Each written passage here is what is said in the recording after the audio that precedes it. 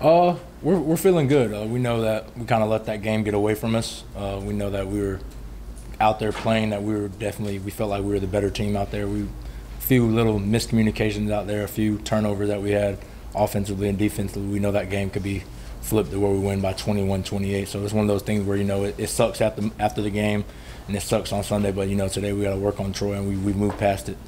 You've seen this staff a couple of years back operate after games you lost. How would you describe how they can just go about their business and it's the same every week? It's one of those things where, we don't want to soak in on our sorrows just because we lose a game. It's one of those things where we kind of corrected on Monday in the morning.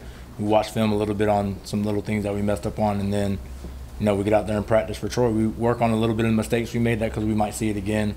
But, we just move on, and, that's one of the things in life. You just got to move on sometimes. When you compare how this defense did, say, to game one when you were at UCF with the staff, were there any similarities, or would you say you guys were ahead or behind? Maybe? Yeah, we were way ahead.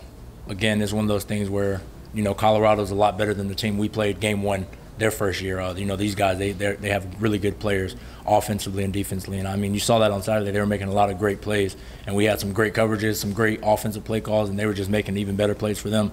So it's just one of those things where, we're way ahead as far as what we have personally on defense. We're running stuff that's similar to what we did last year, just the advancements in the defense and just guys understanding it while also flying around and not playing slow. I think that's one of the biggest things that I noticed is that even though we have a lot of hard stuff in, we're still flying around fast and just playing fast. Tre, on the flag on Antonio, and can you speak as a safety to the difficulty of when it's going that fast and you want to be always flying around like you're talking about, but also knowing maybe they might call that stuff? It's one of those things where it can go either way, and I think I think I probably would have made the exact same play also. We tried to show him afterwards, today watching that he probably could have had a pick. But, in the moment you're not thinking. You're just thinking, it's third down.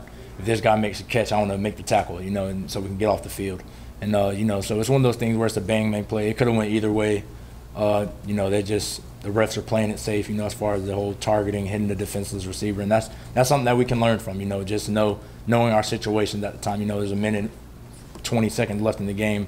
They're going to be aware for anything close. They're just going to throw it and let the people up in the booth make the decision on it. That they're just playing it safe, so we got to know that ahead of time and just try to make plays moving forward like that. Tre, what was the experience like for you going through? That experience was amazing.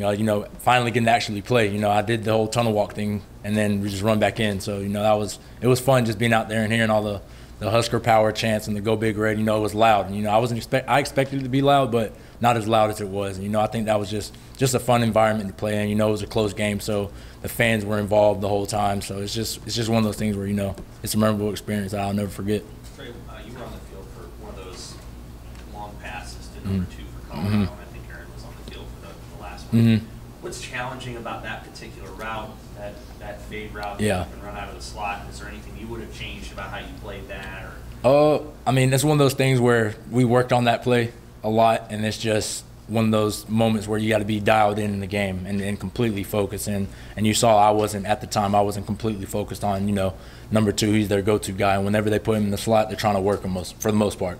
And we had worked on it, and I was in the post, and I should have been helping out. It was Boodle who was on him. I should have been helping him out, and I should have been over the top of him. And then same thing at the end. We had just I got yelled at on the sideline just to kind of be alert for that kind of thing, and all the safeties were, and it was the same thing with Aaron. I'm assuming is that you get so into the game that you forget the small little things out there. So that was a small little thing where number 2's in the slot. Most of the time that's who they're trying to work, and they're trying to work that route, and we slipped on it. And I think just that's a growing pain. The thing that's a experience thing, not of playing actual football, but just understanding the whole defensive scheme and what we've been working on. And we worked on it all week. It's just mental lapse, and we can't have those. It's stuff that we worked on, especially today, just communicating and stuff like that. You're a safety, not a corner, but from your assessment, did DiCaprio do just about everything he could do on those 2 plays? Yeah, on those 2 plays, there's nothing he can do. He's inside leverage. That's what we taught him, and they're running away from his leverage. So the best thing he can do is be close to the ball. If he underthrows it or makes a bad throw, he can make a play on it. But, again, that's props to the quarterback. He made a perfect throw. Number 2 made a perfect catch, but that play shouldn't even happen if the post safety worked. And that falls on me and Aaron. If we're ahead of time and we know that play's coming, we should have known that play was coming.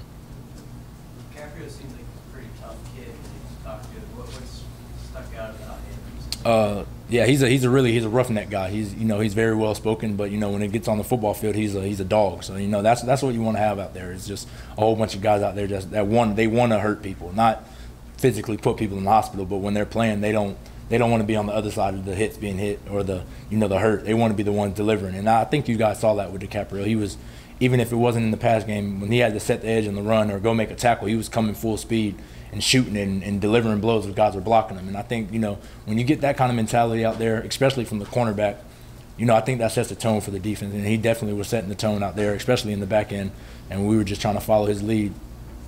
Tre, the amount of time you were on the field, the amount of time Lamar DiCaprio were on the field, how does that compare with what they did at UCF? It's one of those things where, as you guys saw, the safeties, we rotated a lot.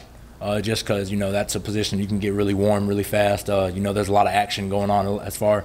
Corners don't rotate as much. We can, but Coach Fish doesn't really want to just because that's one of those positions where once you start getting the groove, you don't want to take them out because then they'll get out the groove. And that's one of those things. That's why you didn't really see too much rotation out there. But as far as safeties, you saw 4 guys, 5 guys out there, and I mean early, and we're all on special teams, so that's one of those things where you got to be able to rotate and play those positions. And I know that they were out there a good amount of plays. I think they were out there 80 something snaps, and I know that takes a toll. But that's why we try to tell them, when we're in practice, run the ball, just get your wind up doing that kind of stuff. You're not gonna be able to run after practice because we were pretty tired after practice, just the way we practice. But just stuff like that is getting everybody in shape.